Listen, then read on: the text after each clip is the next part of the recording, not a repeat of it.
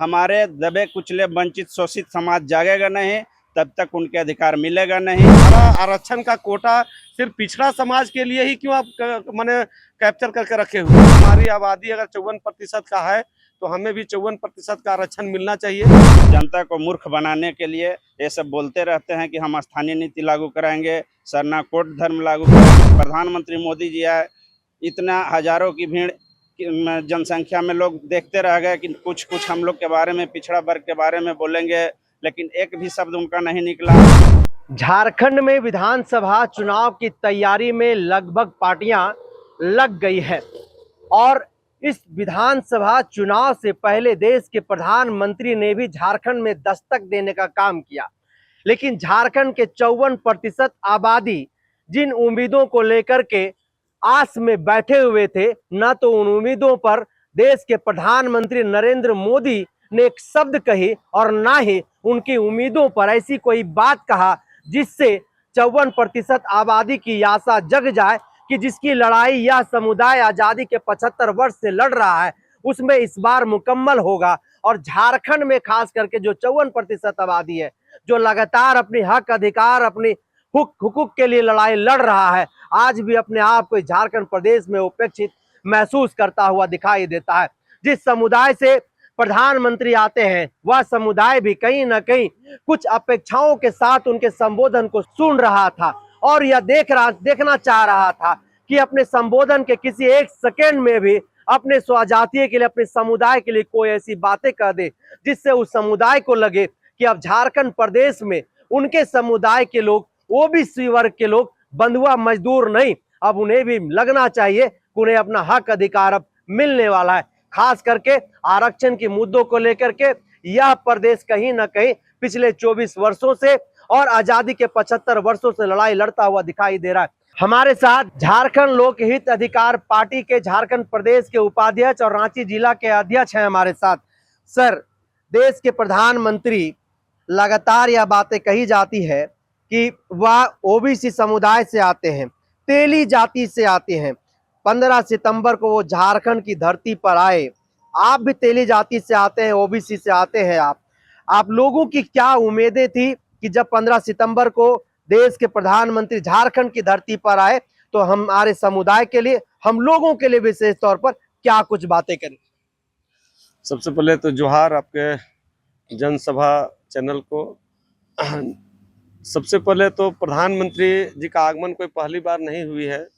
झारखंड गठन के बाद से जब जब इस झारखंड प्रदेश में चुनाव का बिंगुल बजती है, चाहे लोकसभा का चुनाव हो या विधानसभा के चुनाव हो, तो वो पार्टी के कार्यक्रमों में, पार्टी का विस्तार में, पार्टी के पक्ष में वोट को कैसे अपने पार्टी को जिताएं, उनको मजबूती प्रदान करें, क्या क्या तैयारी किस किस मुद्दों को लेकर के आए जिससे यहाँ का बहुसंख्यक पिछड़ा समाज, दलित समाज, आदिवासी समाज लोग उनके तरफ वोट बैंक के रूप में सपोर्ट करें, इस उद्देश्यों के साथ आते हैं। और निश्चित रूप से इस बार भी 15 तारीख को उनका झारखंड में आगमन हुआ। ओबीसी का आरक्षण का क्या?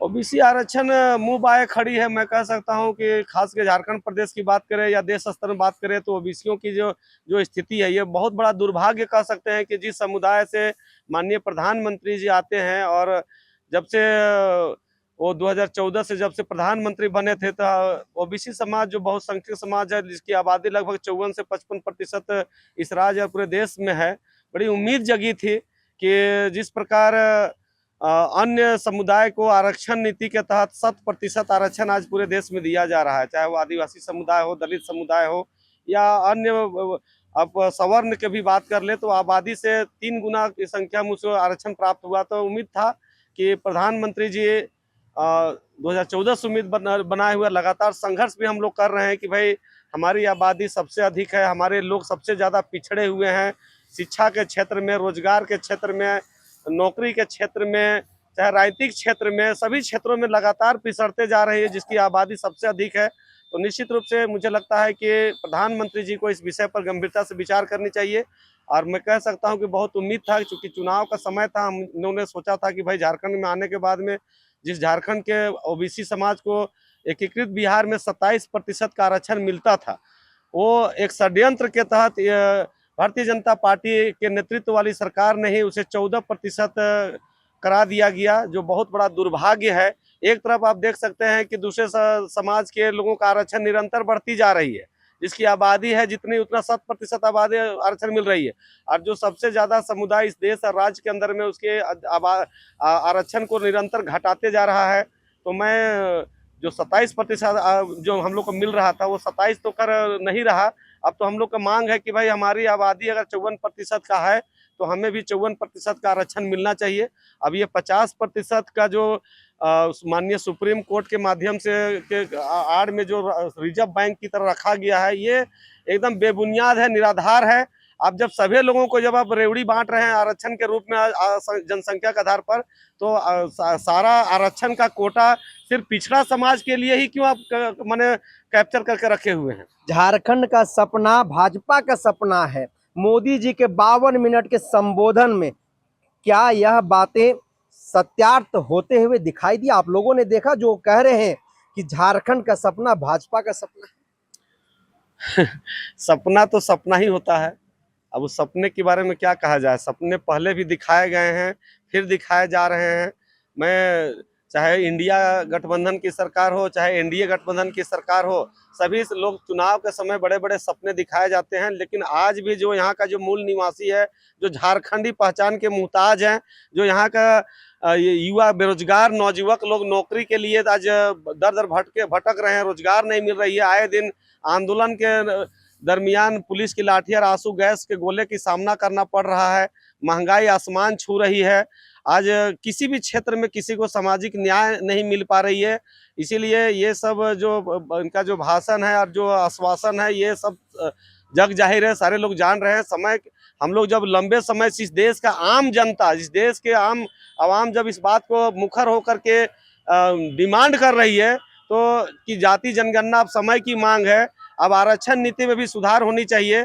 अब जब सारे लोगों को जब उसका आरक्षण, उसका हक अधिकार मिल चुका है, तो सिर्फ पिछड़ा समाज के ही आरक्षण में क्यों तकलीफ होती है? उसी का आरक्षण का कोटा आधा करके क्यों रखा गया रिजर्व बैंक में? तो इसे हमें लगता है कि अब विकेंद्रीकरण का समय आ चुका है और जाति जनगणना करा करके जिसकी जितनी जनसंख्या है उसको उतना हिस्सेदारी दे।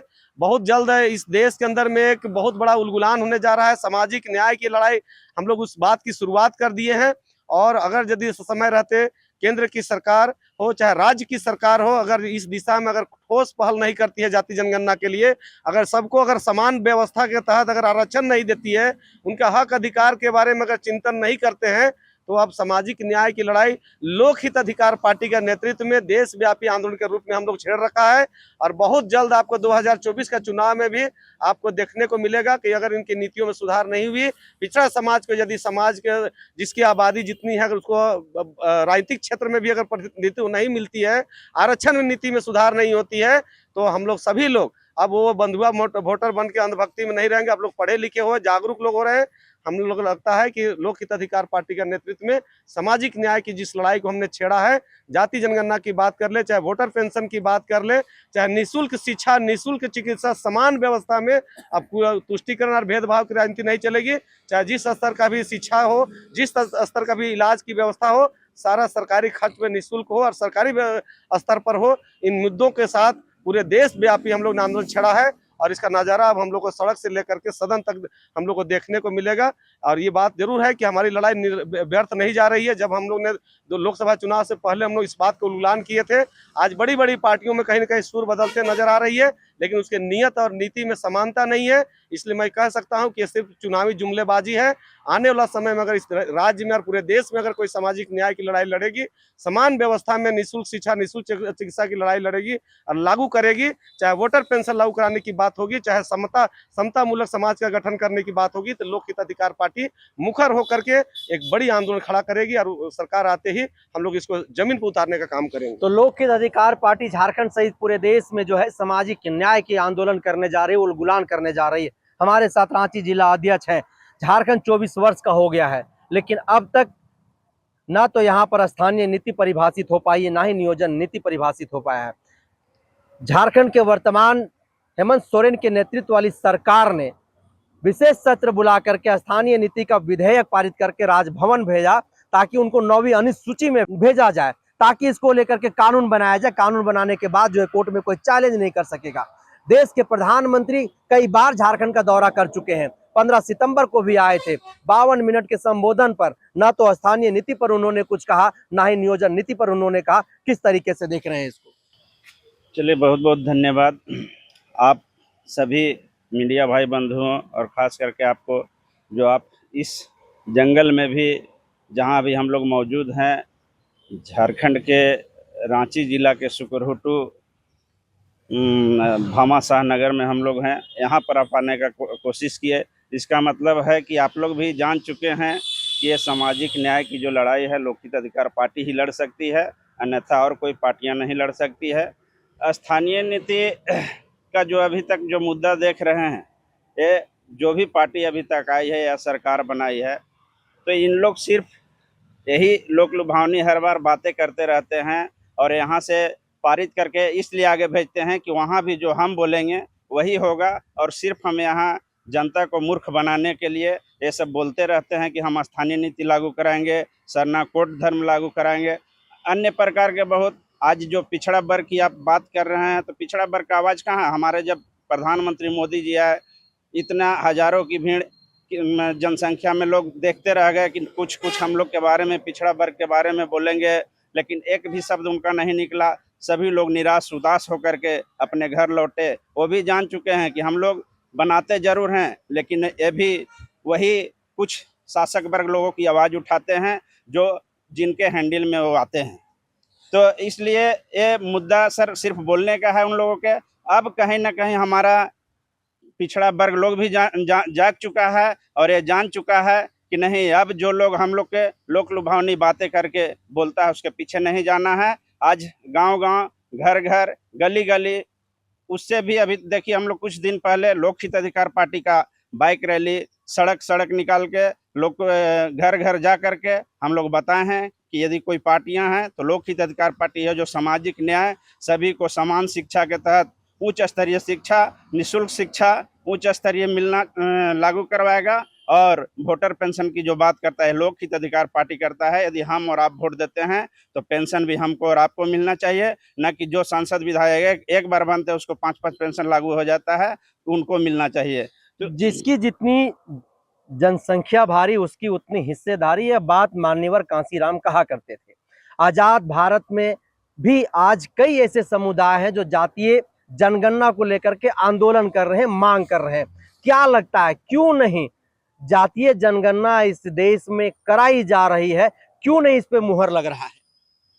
सर, मोहर लगेगा, लेकिन जब तक हमारे ओबीसी, पिछड़ा, दलित, आदिवासी समाज जब तक जागेंगे नहीं, तब तक इस पर मोहर नहीं लगेगा। जो हमारे कांसीराम बोले थे कि जब तक हमारे दबे कुचले वंचित शोषित समाज जागेगा नहीं, तब तक उनके अधिकार मिलेगा नहीं। इसलिए अभी तक शोषक वर्ग लोग ही शासन हमारे देश में कर रहे हैं, तभी मेरा अधिकार नहीं मिल चुका है। लेकिन बहुत जल्द हम लोग इस पर हावी होने जा रहे हैं। हम लोग मुकाम हासिल करेंगे। हमारा सभी दलित, आदिवासी, पिछड़ा लोग जाग चुके हैं। सभी लोग जगह जगह आवाज़ उठा रहे हैं। आप देश में जगह जगह देखिएगा, बड़ी बड़ी रैलियां, बड़ी बड़ी धरना प्रदर्शन, चक्का जाम अभी कुछ दिन पहले लोग किया था, तो यही आवाज़ उठा रहा है कि नहीं, हमारा भी मांग है और मिलना चाहिए। हेमंत सोरेन के 5 साल के कार्यकाल को किस तरीके से आप लोग देखते हैं? कितना नंबर दीजिएगा 10 में से? सर, ये तो यदि हमसे पूछिएगा तो नंबर हम उनको देने लायक जानते भी हैं, देंगे भी। 1-2% तो देना ही चाहिए 10 में से। लेकिन बात ऐसा है कि वो भी जहाँ तक बात करते हैं वो देते नहीं हैं। उनको बहुत, हमारा झारखंड के जनता सोच समझ के बीजेपी के सरकार को पलट के आज इस जेएमएम के सरकार को बनाया था। लेकिन ये भी हर बार वही, कभी क्या बोलते हैं, कोरोना काल कह करके, कभी कुछ काल कह करके, कभी बोलते हैं हमको परेशान किया जाता है, ये कह करके आज तक जनता को जो वादा किए थे नहीं पूरा किए हैं। और अभी जब देख रहे हैं कि चुनाव कुछ ही महीनों में होने जा रहा है, तो अभी देखिएगा 1000 प्रकार के ये पेंशन लागू करवाएंगे, तो ये योजना दिलवाएंगे, ये बिजली माफ़ करवा देंगे। कहाँ कहाँ आप देख रहे हैं लागू होता है ज़मीन पर? कभी लागू नहीं आज तक हुआ है और न ये करेंगे। सिर्फ चुनावी मुद्दा इन लोग लोक लुभावनी बातें कर करके कहते रहते हैं और इन लोग के बोलना एक काम है। तो हमारे साथ फिर से एक बार हरिनाथ साहू जुड़ रहे हैं। क्या लग रहा है जिस तरीके से आप लोग संघर्ष कर रहे हैं, मेहनत कर रहे हैं, झारखंड की वह सक्रिय राजनीतिक पार्टियां जो अब तक झारखंड की सत्ता का भोग किया है, वैसे पार्टियों को इस बार लोकहित अधिकार पार्टी धूल चटाने का काम करेगा क्या, जिस तरीके से आप लोग तैयारी कर रहे हैं? निश्चित रूप से हमारे माननीय प्रदेश अध्यक्ष श्रीमान सुनील साहू जी के नेतृत्व में पूरे राज्य में प्रत्येक जिला और लोकसभा क्षेत्र में जाकर प्रत्येक विधानसभा और प्रखंड स्तर में कार्यकर्ताओं को जिस प्रकार उन्होंने जगाने का काम किया है, और आप देख सकते हैं लगातार पिछले 3 महीनों के अंदर में दर्जनों बड़े बड़े राजनेता जो अलग अलग दल के थे, चाहे वो बीजेपी से हैं, आसू से हैं, कांग्रेस पार्टी से हैं, जेएमएम पार्टी से हैं, जो चुनाव लड़ चुके हैं, जिनका अच्छा खासा वोट आए हैं, कई कोई 20,000 22,000 वोट तक वोट लाने वाले लोग आज हमारे संगठन से जुड़ रहे हैं। ये निश्चित रूप से हमारे सामाजिक न्याय की लड़ाई की दिशा में बहुत अप्रत्याशित सफलता है। हमारे प्रदेश अध्यक्ष जी और राष्ट्रीय नेतृत्व जी के माने कुशल नेतृत्व कह सकते हैं, एक मेहनत और सधा हुआ एक विजन के तहत जिस तरह से संगठन आगे बढ़ रही है, मैं दावे के साथ कह सकता हूं कि इस विधानसभा 2024 में ही लोकहित अधिकार पार्टी एक बड़ी पार्टी के रूप में बनकर उभरेगी और हमारा विधायक भी बनेगी और सरकार में हमारा हमारा नेतृत्व माने हम लोग का साथ से सरकार बिना नहीं बना सकते हैं, ऐसे हम लोग का प्रयास है। और मैं कह सकता हूं कि आज जिस तरह से जनता का खास करके विशेष करके लोकहित अधिकार पार्टी के प्रति लगाव और रुझान और भरोसा बढ़ रही है, आने वाला समय किसी भी राजनीतिक दल हमारा सहयोग के बगैर सरकार बनाने में सफल नहीं होगा। और इसकी प्रयास हमारे माननीय प्रदेश अध्यक्ष सुनील साहू जी के कुशल नेतृत्व, प्रधान महासचिव मोहम्मद अजहर आलम जी जिस प्रकार दिन रात प्रदेश का दौरा कर रहे हैं, और हम लोग भी स्थानीय तौर पर रांची जिला में सभी विधानसभाओं में जिस तरह से कार्यकर्ताओं का मनोबल बढ़ रही है, आने वाला समय जो होगा वो लोकहित अधिकार पार्टी के साथ होगा। तो लगातार ऐसे ही झारखंड विधानसभा चुनाव को लेकर के अलग अलग पार्टियों के नेताओं से, शख्सियतों से हम आपको मिलाते रहेंगे, उनसे बातचीत करके उनकी बातों को हम आप तक पहुंचाते रहेंगे। तब तक आप बने रहिए द जनसभा के साथ। हमें दीजिए इजाजत। जोहार।